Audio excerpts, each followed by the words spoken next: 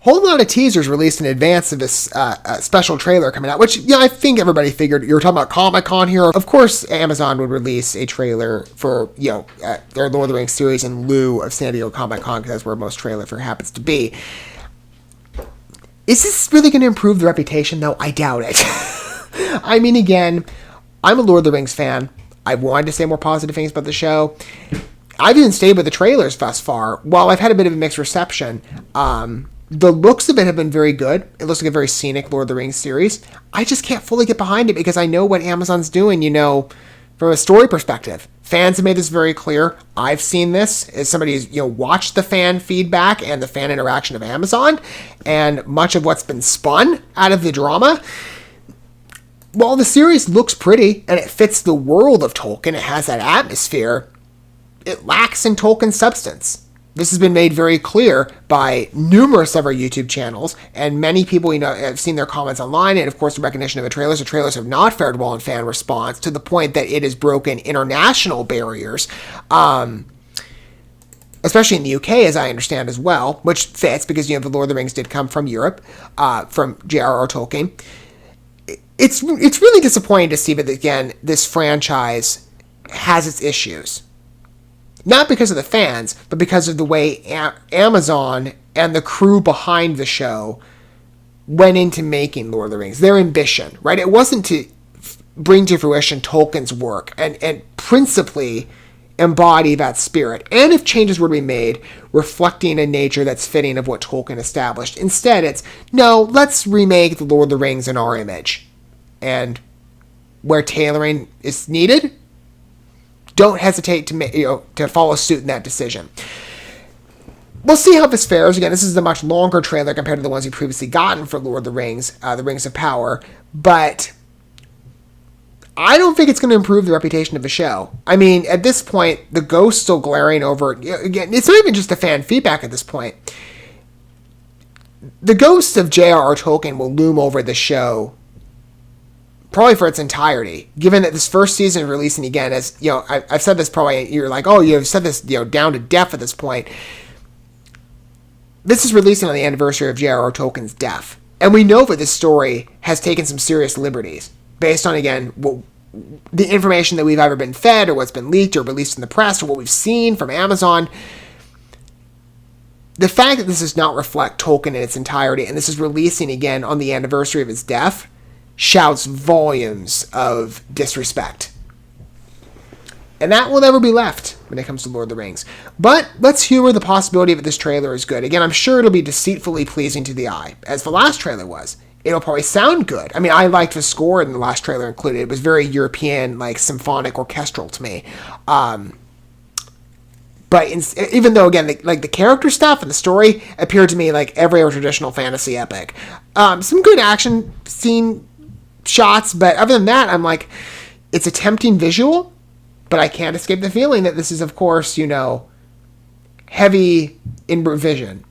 Here we go. And I would say in bad faith. We thought the war, at last, was ended. That's an interesting fantasy shot. I kind of like that one. Our days of peace begin. He still doesn't look like Elrond to me. We thought our joys would be unending. This actor and Hugo Weaving just have no similarity. Maybe the performance will be convincing enough. Are strange. Even some of the lines kind of feel like, I don't know. It's just so traditional in terms of fantasy. The moment we feared.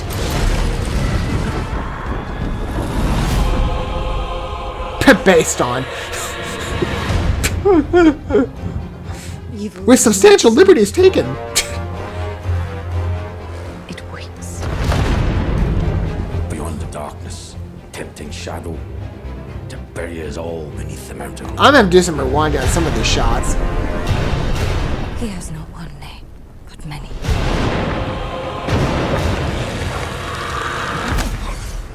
Have you heard of him, lad? Have you heard of Sauron?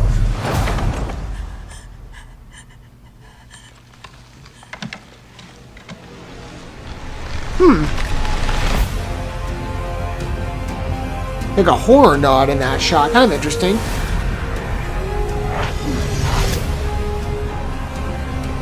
If the evil rising is left unchecked, it will take us all. Find the light, and the shadow will not find you. Look, they spent a lot of money on this show, that's obvious. Together we can survive this! Fight with me.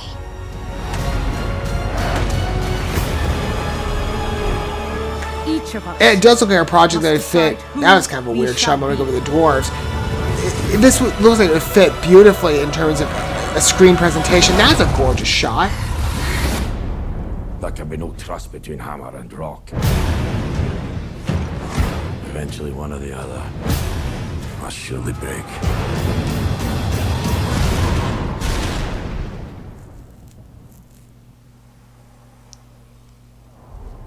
Who is that supposed to be? Because You have been told many lies of Middle-earth.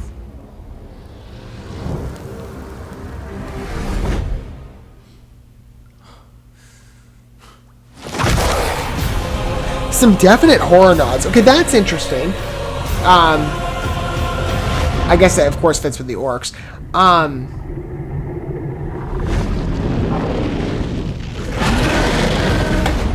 Stop tempting me, Amazon. Like, I know what you're doing, and I'm like, oh, there's so many cues here, but I'm like, oh, this could be good. I'm like, oh, no, it's not going to be. In part because of the story. I can't ignore that. So you can tempt me all you want with the visual imagery. Again, I think most of us are going to watch at least 1 to 2 episodes of this thing. Maybe I'll watch it all the way through. I don't know. But you just can't shake the feeling. And again, this is not because of the fans. It's because it's self-inflicted upon you, Amazon. If you had followed, based on the works, based on, again, with substantial liberties taken. It screams disrespect. And fans, fittingly, won't ignore that, and they shouldn't ignore that. I mean, even the films are played with much more reverence. And, you know, as I've stated before, you know, in regard to my take on Lord of the Rings, I've said this in the past with this new show. I am, again, I'm a Tolkien purist in spirit. I don't think I can say that I don't want to assume that title, because doing so would suggest that I've read the books, and I haven't yet, and I have this deep, extensive lore knowledge on Lord of the Rings, which I don't. There are people out there who are far deeper into this world than I am. I'm just a fan of Lord of the Rings as a fantasy epic. It's a good series. It's a beautiful construction from J.R.R. Tolkien. It's incredibly, you know, entertaining and enthralling. I just look at perspective of, again, this is classic literature. It's historical literature, right? And it has this long legacy. The creators now, you know, passed on to treat a project with, oh, we're just going to, you know, tailor fit it to meet, you know, where we want the show to be. No. And you look by comparison to other projects, right, that Lord of the Rings has done. Even I've said this. I've maybe wavered where some of our fans perhaps have higher judgments on some of our Lord of the Rings adaptations. For example, the Middle-earth games. I'm very well aware that those games played with the lore as well. But even, you know, the way I said it was, those games are still enjoyable from a perspective that they match the tonality of Tolkien. And they feel like, in spirit, they really do embody that nature, that even amidst some of the substantial changes they made to the characters and the story, it still felt like it fit into the Lord of the Rings world very well. Like the creators still really liked, or really wanted to, you know, embody the feeling of what Tolkien had written. I prize that, even if, again, for some fans it'd be like, well, you know, I can't ignore the deviations made. I get that. But I see that it's a difference between, again, the reason the changes are being made. If changes were being made following what Tolkien had written, right, and they were fitted to Tolkien's vision, and I didn't overstep what he'd written, that would be a very different, you know, conversation. That'd be just like, well, maybe some changes just won't go down that well, but at the very least you tried to tailor this according to what Tolkien had written, and you kept him priority number one, versus we're going to change, or we're going to make Tolkien's work fit for us. Most fans hear that and they're like, no, that should not be what's happening. But unfortunately, that's what's taking place with Amazon. So as beautiful as this might be in terms of certain shots, as pleasing to the eye as this is, as much as it appears to be Tolkien's Lord of the Rings in presentation, and a very expensive presentation at that. And they, at the end, they tempt you with that Balrog. Yeah, it looks cool, but again, it's like, don't tempt me. Because I'm like, it's one of those instances where you're like, do not be deceived. It's a trap, right? Like, what Amazon's trying to do. They're trying to lure you in. And most of this, though, again, from visually speaking, looks good. Like, this tree shot is beautiful. And again, the lighting touches are great. Is this character supposed to be...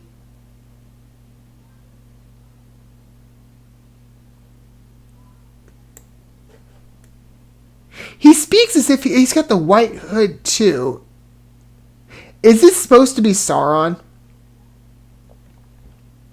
Maybe he's a new character. If it's a Sauron, though, I don't buy the look. And even then, this is like some goth punk rock emo dude. Even like in spirit, not even the characters look the same. Based on the presentation of him in other games, specifically, for example, I think of Middle-earth, again, he's got the white clothing, which is why, and the robe pattern, which is why I think it is him. Maybe he's some, like, mystic? I don't know. But he's, like, so consequential, it seems, for the trailers, and he's got this darker edge to him.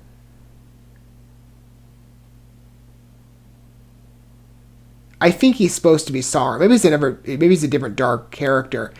If that is Sauron, though, it just doesn't work for me. The goth look, I'm not buying it. Or it's just, it really is like goth punk rock emo. I don't... That's not Sauron to me. Sauron has this, the regalness, right? He's just, and even then, like his stature and regalness and glamour, it's natural. This just doesn't look right to me. It's not a good fit. Maybe the actor will be good, but I don't know. Again, they've spent a lot of money on the series. But was it all for nothing? We're going to see, the ultimate fan response is going to be coming pretty soon, right? When the series debuts on September 2nd. We don't have that long to wait anymore, just a couple months away. We've already seen the feedback from the trailer. We've seen the fans, really mount up defenses, as they should. The question is, though, how I think your ultimate battle is going to be when the series lands. And we'll see what the fan feedback is then. Like, if you thought the trailers, were received poorly, what is the ultimate fate of The Lord of the Rings on Amazon going to look like? That's a question for another, for the next couple of months, I guess, to play out. But we can already see the writing on the wall. Maybe you have a different take in terms of your opinion on these trailers, right? I even said they look beautiful. They're very bedazzling and they fit the world of Tolkien. But I can't shake that feeling again that I know what's happening behind the scenes. And yeah, it might be pretty, but it's like, poop in the brownie analogy, right? That brownie's so beautiful, but, are you going to eat it when there's, when there's poop in it? Nah. Now, this isn't necessarily, well, no, basically it is. It would be to Tolkien, right? Again, J.R.R. Tolkien passed away. The fact that he's deceased and that this is coming out on the anniversary of his death, that will never leave this series. And it does speak volumes in terms of the treatment. Let me know your thoughts down below. Again, you might have a different take than me. You might agree. I'd be interested to hear your thoughts either way. I wish I could say more positive things about this series, but unfortunately, again, this is mostly because of Amazon. I have to refrain from throwing, endless praise their way because, well, I see the error in their ways. And that is heavily woven into this show in a way that I can't, despite it might looking beautiful, despite it might having the appearance of Tolkien, in look. I just can't ignore it. Thank you so much for watching this video. Before you bounce, feel free to drop a like and comment, subscribe to this channel with a ding on the bell, and share this video with your friends. And consider checking out the description here. There you'll find links to my other channels, as well as addresses to my other social media accounts and ways you can help support my work if you feel so inclined. May God bless you, and looking forward to when our paths cross again.